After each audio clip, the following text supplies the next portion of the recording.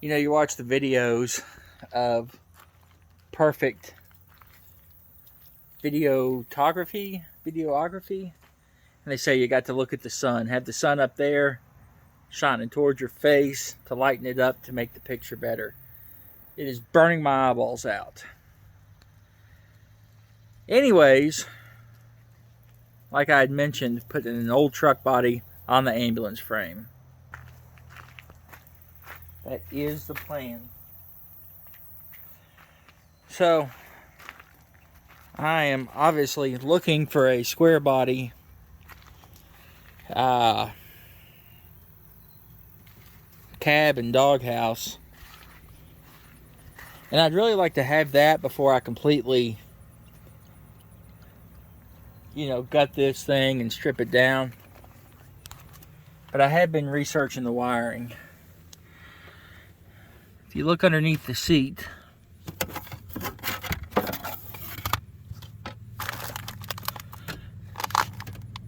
there's a bundle where that white goop is that goes down and forward. And then there's another bundle that goes to the back into the thing. Now, I do plan on using the wiring harness, everything out of this for my project. One thing I definitely want to keep is this. I have forgotten what that's called, but that has to do with the high idle and charge protect circuits. And basically what it does, you set the e-brake, it'll idle up to save your batteries, and it just, the more amperage you pull, the higher it idles. It'll go up to like 2600 RPMs or something crazy. You start thinking about stuff. I mean, even like down to the accelerator pedal would have to be used. Because I don't think this is drive-by-wire, or cable. I think it's drive-by-wire. Yeah, there's a sensor on it. But a charge controller or something. I'm assuming it's only like 5 wires. Obviously, one probably power ground. One goes to the e-brake to signal it. And I'm assuming the other one goes to the ECM.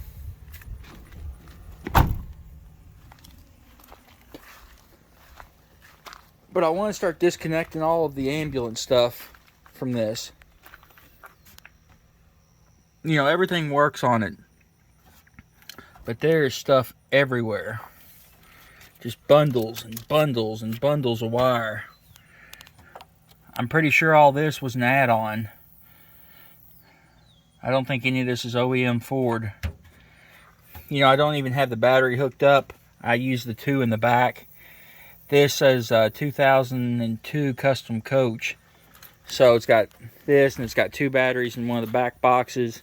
It uses all 3 of them together.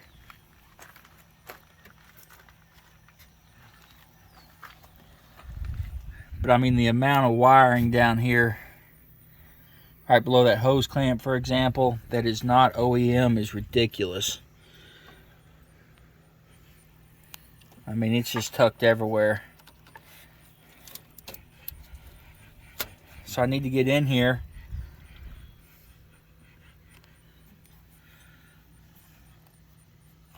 There's switches down in here, which I don't even think you can see right there. I don't even know what that stuff does. How much of this is OEM, how much of it's not. What is this? It is just tucked up there. I don't even know what this is.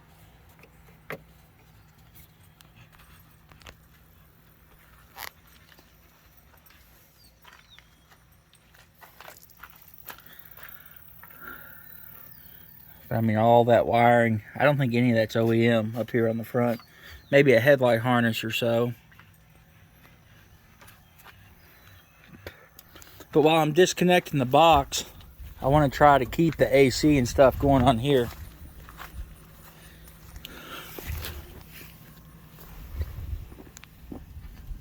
Hello, Miss Annie.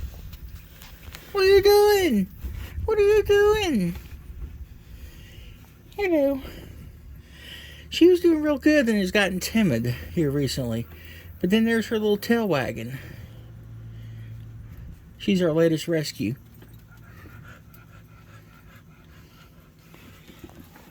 Anyways, ma'am, you're too close.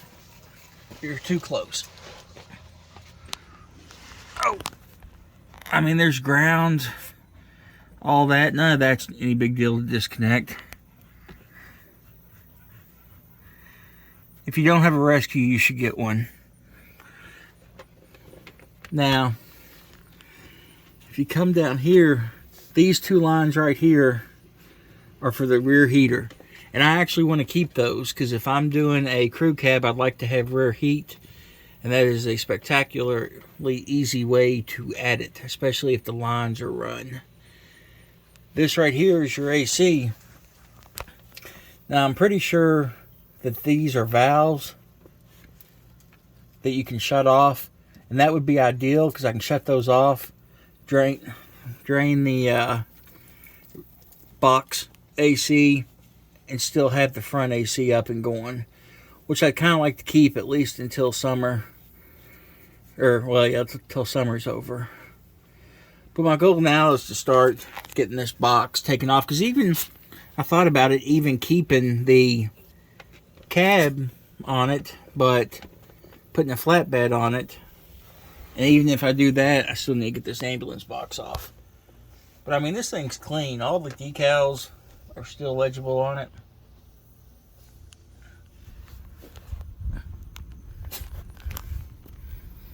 I mean, how many 7.3s are still rocking the muffler? I tell you, the leaf springs look a little bit bowed in the back, but that could just be the way it's sitting.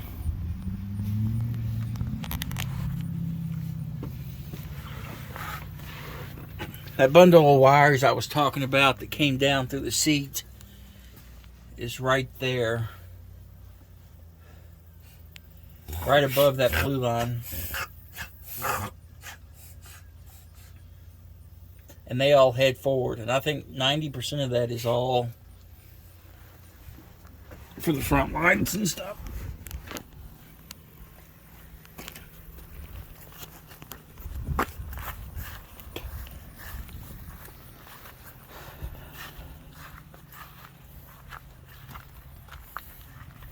You know, the steering gear is buried down here. So the steering column, something I got to think about, which should be no big deal. Whatever cab I decide to go with, whether it be a single or a crew cab, I'd really like to keep the AC. So do I keep all this and just do everything except for the Chevy, everything else keep Ford OEM? I don't even know if there's room to put that cab in here.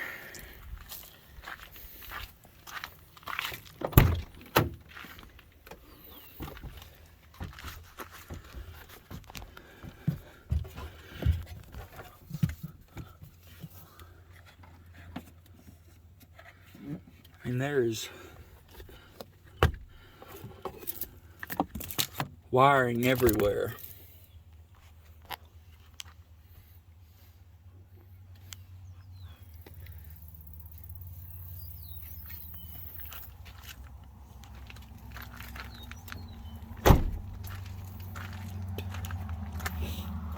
I've got a collapsed brake hose or a caliper that's seized up on this side that I need to fix too.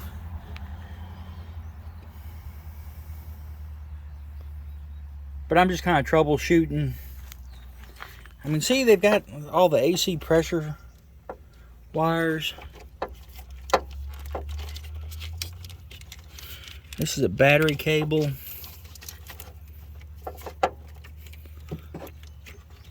A negative battery cable. You know, and all that stuff I've got to get figured out.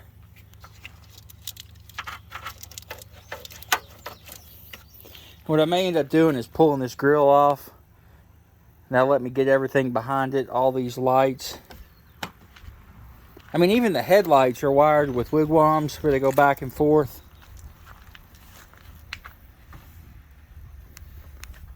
But like I say, there's a lot of stuff in here that's been modified. And I won't need any of it, obviously.